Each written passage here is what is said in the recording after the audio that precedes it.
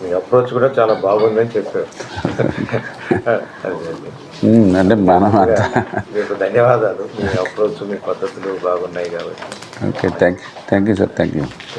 ఇక్కడ 2-3 అంశాలు ఉన్నాయి సార్. ఒకటి మీకు సంబంధించిన అంశం అంటే సాగునీటి పనులకు, ప్రాజెక్టులకు సంబంధించి దీంట్లో కొన్ని ప్రాజెక్టులు స్పెసిఫిక్గా మెన్షన్ చేశాం, మీరు కూడా చదివారు. వాటికి సంబంధించి అవి పూర్తి అవ్వాలంటే రాబోయే 3 సంవత్సరాలలో ప్రతి సంవత్సరం 10,000 కోట్లుగా ఆ ప్రాజెక్టు కేటాయించగలిగితే 3 సంవత్సరాల్లో పూర్తి అవుతాయి. 23,95,000 ఎకరాలకి సాగునీరు అందుతాయి సార్.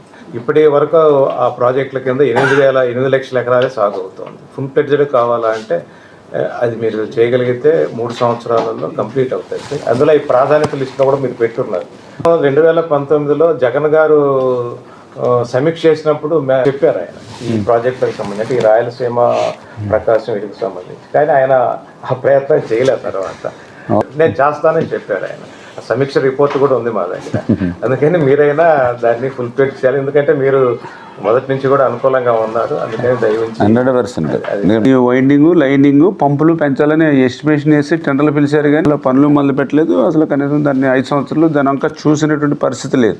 అంటే ఇప్పుడు ప్రజెంట్ అయితే 2200 వస్తుంది. ఇప్పుడు మనం చేసుకుని ఇది కూడా మనకంటే జూన్ కంప్లీట్ కావాలని, అంటే జూలైలో మనకు వాటర్ వస్తే ఇది అప్పుడు 3850 వస్తుంది. మనకి వస్తే ఈ కర్నూలులో కొంచెం దగ్గర ఒక 7 కాన్స్టిట్యున్సీలు ఏవైతే స్టార్టింగ్ ఉన్నాయో అవన్నీ కూడా వాళ్ళకి బెనిఫిట్ ఉంటుందండి. ఇప్పుడు మీరు చదివి ఆ అంశాల మీద నన్ను ప్రశ్నలు వేశారంటే మీరు చదివారని మాకు అర్థమైపోయింది. మమ్మల్ని క్రాస్ క్వశ్చన్ చేశారంటే, కాబట్టి అర్థం చేసుకునే వాళ్ళు ఉన్నారు కాబట్టి ఆ అంశాన్ని తీసుకురావాలని చెప్పి మేము కోరుకుంటున్నాం.